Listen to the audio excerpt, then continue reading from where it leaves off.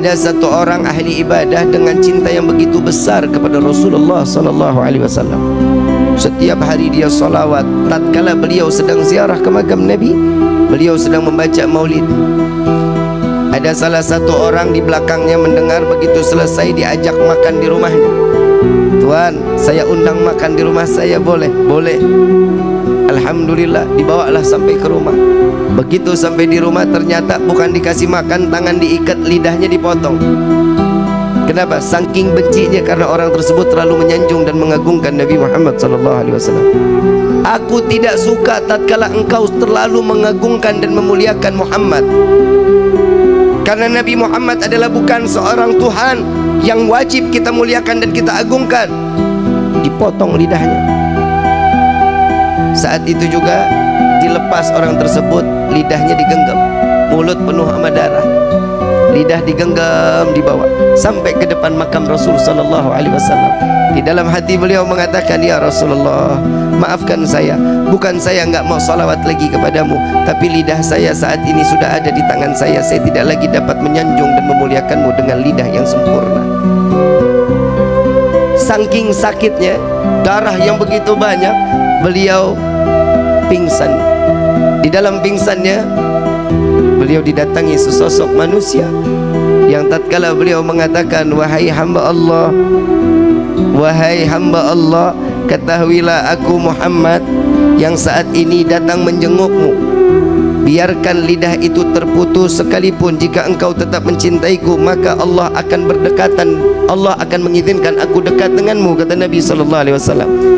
Namun si hamba Allah ini mengatakan, ya Rasulullah, tapi aku ingin bersalawat dengan fasihnya, dengan kegembiraan, dengan lisan yang penuh dengan kesempurnaan.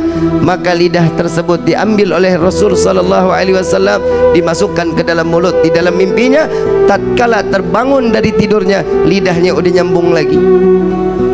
Di dalam mimpi Nabi memberikan manfaat kepada orang para pecinta Rasul sallallahu alaihi wasallam, sehingga seterusnya beliau terus dapat bersalawat kepada Nabi Muhammad sallallahu alaihi wasallam. Begitu tahun berikutnya beliau ziarah ke makam Nabi, tatkala beliau datang sedang membaca maulid, ada seorang anak muda yang datang kepadanya, Tuan, saya ingin ngundang makan Tuan, sekiranya Tuan sudi untuk ikut dan saya menjamu Tuan. Marhaba, ahlan wa sahlan. Enggak ada sedikit kesultanan. Lalu dibawalah oleh anak muda tersebut lewat gang yang sama, lewat jalan yang sama, ingin masuk ke dalam rumah yang sama. Lalu beliau mengatakan, wahai Tuan, saya pernah masuk ke dalam ini. Dahulu lidah saya dipotong oleh pemilik rumah ini. Apakah engkau juga ingin memotong lidahku, kata orang tersebut.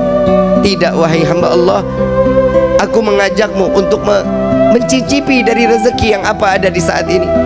Beliau masuk ke dalam rumah. Tatkala makanan sudah disediakan, makannya sudah selesai, dikeluarkan kandang yang begitu besar. Hadirin, kandang begitu besar, begitu dilihat di dalam ada monyet yang gedenya luar biasa. Lalu ditanya, ini apa ini?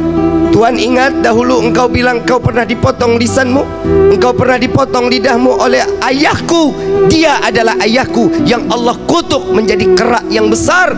Maka wahai Tuan, maafkan ayahku, biarkan dia kembali dalam keadaan wujud yang sempurna. Maka hamba Allah ini mengangkat kedua belah tangan, ya Allah, aku maafkan orang tersebut yang telah membenciku dan membenci Nabi Muhammad SAW. Maka Allah rubah beliau dalam keadaan sempurna manusia tersebut, maka mati dalam keadaan membenci Rasulullah SAW. Na'udzubillahi min